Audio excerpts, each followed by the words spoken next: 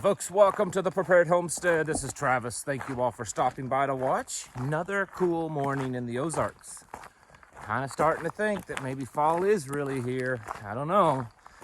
This week, it's supposed to even be a little cooler.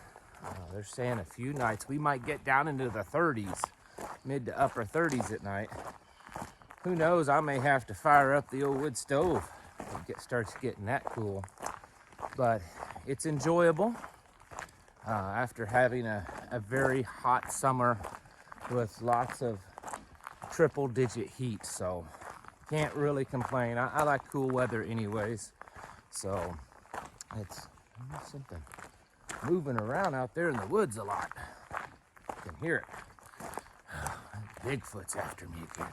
Anyways, in all seriousness, wanted to cover a few different things today. One is something that talked about a few times, and I saw yesterday evening and this morning in the news, and this is kind of the news-ish portion of the video. You know, I've been talking about the amount of gold and silver that is being removed from these big depositories, COMEX, London, all these different places. And we're talking large amounts, billions and billions of dollars. And it's been my belief and many others that this is the elites taking their money out. This is the elites, probably foreign governments, taking their money out because the amounts are way too much for it to be just individuals. But now we're getting reports, or I'm seeing reports, of individuals buying up, stocking up on gold and silver. Bloomberg had an article of how London is, the precious metal stores, storefronts are running out of gold because people are, buying up as much as they can. There was reports in an article out of Austria and I think also Germany that there have been long lines formed outside of coin stores and precious metal stores where people are trying to get in there and buy up gold and silver. And then I saw some reports this morning here in the United States that certain coin dealers, storefront local coin dealers, are putting limitations, daily limits on how much gold or silver you can purchase. Well, what that tells me is that there's more and more people, more and more people are starting to wake up that it's not just the U.S. currency, it's all currencies, all fiat, debt-based, fractional reserve currencies are, well, just that. They're fiat, they're worthless, and they're all going down. And so people are starting to buy up more. Now, of course, we should be, doing what we can. If you can, purchase a little, if you've got other things lined up, that's great. I wouldn't go out and start dumping all your money into gold and silver if, you don't have any food stocked up. And personally, I don't think a person needs tons of gold and silver. I guess it all depends on the amount of wealth you have. Because for me, gold and silver is something that I can use to buy a loaf of bread or, something like that with when all things get crazy. So it's not something I put a lot of my faith in because, well, we're not supposed to. But the point that I'm trying to get to is that this is just another sign that people are starting to kind of get it. And as these things, and I'm not saying this is the one, but as things like this happen, and we hear in the news that, people are running to stock up on this, or they're running to their banks, or there's long lines outside of this type of business, it means more and more people are becoming tuned in to what's going on. They may not have figured it all out, but they know something's bad is happening, and they need to do what they can to get ready for it. And at some point, it's not going to take too much for some level of panic to happen.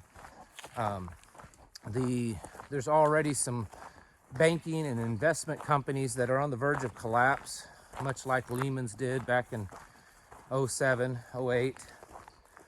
These are big, big companies. They have, combined trillions of dollars in assets. And many people online believe that they're about ready to completely collapse. And so when these things happen, along with all the other stuff, it could cause people to kind of, fall into a panic and panic buy things and, leave stores looking like they do in Florida right now, where they're completely bare because of the hurricane. But this time it wouldn't be a hurricane that causes it. It would be because people start to wake up and realize that something really, really bad in the economy is happening. And all this stuff they've been hearing about it over the last year just might be true. And that's the kind of stuff that we have to prepare ourselves for. I've said for many years before I even started this channel, the worst thing we have to deal with in a SHTF is people. I mean, the government's bad. They can do bad things and they could trample all over our rights and all that kind of stuff. But I'm telling you, the most unpredictable one and the one that will cause the most damage is just people.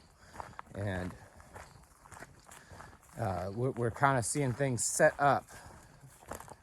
How much longer before that is, I don't know. But it's definitely appears that those kind of things are happening. It's pretty unusual. More noise out here. I don't know what it is. Could be deer, but who knows? It is getting close to deer season. I don't know what it is. Something's moving around in the woods. And it doesn't sound small, but just in case it is a bear, I do have my pistola on me, so. Anyways, so we're talking about the panic stuff, and that's kind of my segue into us, preparedness-minded, hopefully many of you sanctified, Bible-believing people, start to get into this fear and panic mode also. I've been getting a lot more correspondence from you folks about that. And let me just pause for just a second and say, yes, I am struggling to keep up with the email volume. I've had a few people email me and ask, have you stopped responding to emails? No, I have not. But I think it's just because the world is becoming crazier. I don't know. The amount of emails that I've been getting has just exploded, and it's becoming, and I've been really busy. Been really busy at the homestead, really busy within our little prepping community and stuff. So I've had a big difficulty in keeping up. So please forgive me if I haven't responded to your email. Just resend it. It's okay. You're not gonna hurt my feelings. Put it all in bold letters, because I also get a lot of junk mail. I get probably 20 or 30 emails a day from companies wanting to advertise on this channel or send me something free or whatever that I just ignore, but I have to filter through those to find yours. So I apologize for that. But anyways, point is, I'm getting a lot more people emailing me. I've seen comments in the comment section of people that they're preppers, they're homesteaders, they're trying to be as self-sufficient as possible, they're believers, a lot of times usually, but this is a lot for them. And they're getting kind of scared, and they're just worried because they're not as prepared as they need to be, or they have family members that are still asleep, blind. They just don't know what to do. Like they feel paralyzed. Maybe they're trying to be as prepared as possible, but their age is at a disadvantage, or their physical condition, mobility. Maybe they're single with children. Maybe they just don't have a lot of money and they feel stuck where they're at, and they know where they're at isn't a good place. So I wanted to address that for a few minutes. And I'm going to be honest with you, I'm not going to sugarcoat things. I want to be positive, but there's just things that are just the facts, and you just have to accept those. And so we're going to try to cover that. Regardless of your situation, you can survive the things that are happening. I mean, it's not guaranteed by any means, but it is a possibility. And so don't think that, because you don't have some kind of military background, or because you've only been awake for 6 months and you just don't have a huge food supply, or you don't have a lot of guns, or you don't have a lot of gold, or you don't live on a remote off-grid property, or whatever, that there's just no hope of you surviving. You absolutely can. Now, it's going to be tougher on you. People that have a well-established place out in the woods and have their own kind of little ecosystem going on the property are most certainly going to have it easier.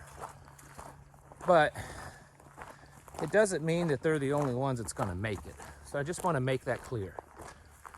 I've said before, there's been too many times in history where there's been major disasters that people survived, not because of what they had or even because where they were, but because of what they did up here.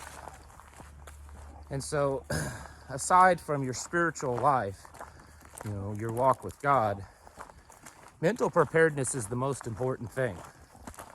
That psychological mental awareness, developing the mindset of a warrior, that's the most important thing. The rest, it's all just tools added to your mindset.